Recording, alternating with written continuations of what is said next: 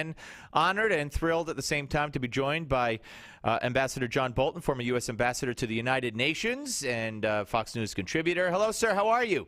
Hi, how are you? Glad to be with you. Always good to talk to you, sir. Okay, let's start, I guess, with Syria and Israel. The events taking place over the weekend, Israel bombing several sites in Syria. We were told at first it was a shipment of Iranian very high-powered surface-to-surface missiles, but it seems like the second airstrike especially went beyond that.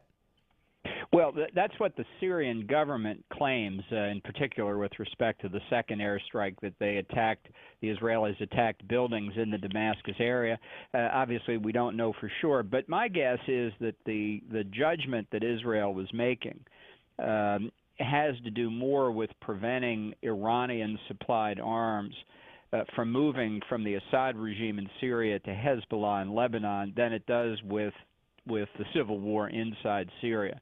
I think Israel's very concerned, and properly so, that Iran is continuing to build up Hezbollah's capability, both to threaten Israel generally, but also to have Hezbollah prepared to retaliate against Israeli civilians if Israel goes after Iran's nuclear weapons program.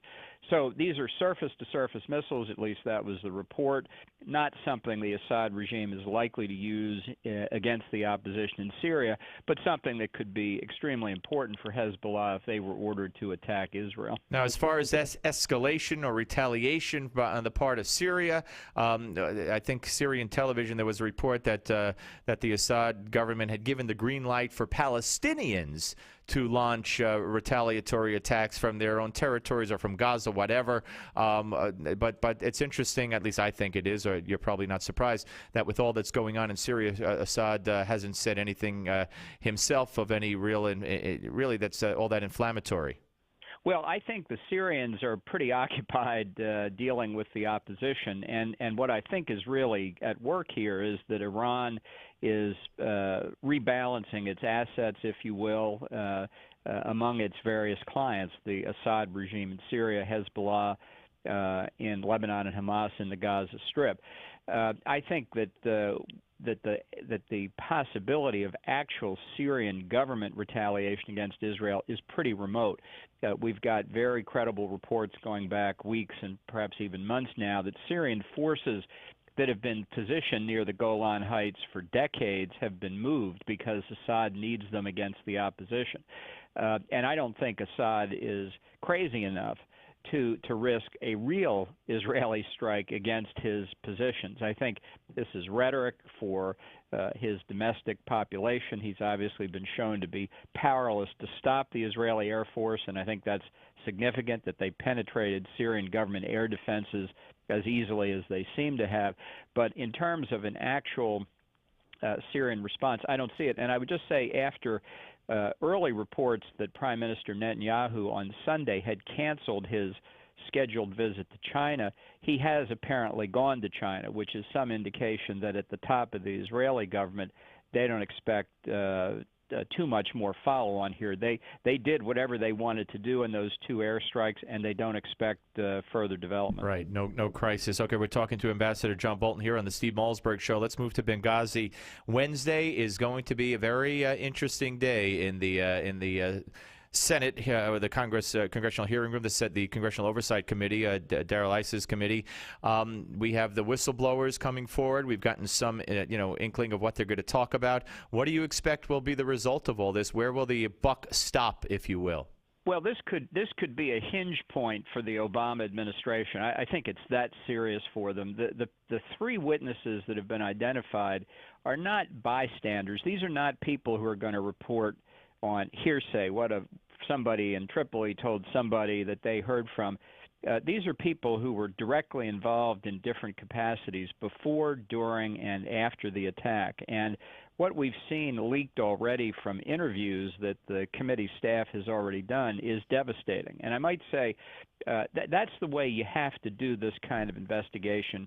The idea that you bring witnesses up to Congress without having basically taken their deposition beforehand and expect to get anything out of them is just something from the motion pictures. That's how Hillary Clinton escaped any accountability or responsibility during her hearings on Benghazi right before she stepped down as Secretary of State.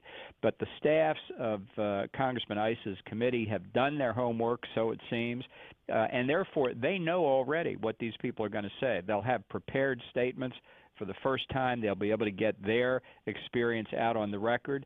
And I think you've already seen some Democratic members of Congress are beginning to run from this, as they say in the South, like scalded dogs, because they can see this. You know, if it's a cover-up, they can see it unraveling. Do you believe that this goes above Mr. Kennedy in the State Department, and that Hillary will maybe be called back to testify eventually?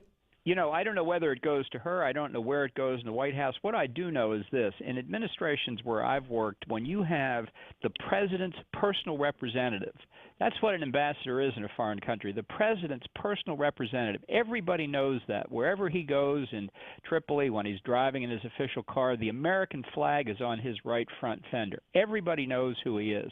When you can kill an American ambassador and 3 of his brave colleagues and for 8 months escape with complete impunity, that sends a huge message. So I think this is very important to get to the bottom of this. It's not ancient history, as the White House and Secretary Clinton tried to say. We've got people at risk right now in the Middle East. We need to know what happened so we can prevent it from happening again. No, I couldn't agree with you more, and I think a lot is going to be revealed. And I don't know if you would agree with this, sir, but if this were the Bush administration, I think there would be talk in the media and in the Congress of impeachment by now. Look, the double standard in the media on this has just been incredible, and to see the now finally that they're beginning to pick it up. This is going to be hearing that they cannot escape covering, and we'll have to see what the actual testimony is. But I'm hearing from enough people that if these 3 individuals are allowed to get their story out there, that others will come forward, other people who have been worried about intimidation. And, when the ship begins to sink, the deckhands start pointing fingers at each other, and that's when it's really going to get interesting. Mr. Ambassador, as always, we appreciate your time, sir. Thank you so much. Well, thanks again for having me. My pleasure. That's Ambassador John Bolton, former U.S. Ambassador to the United Nations.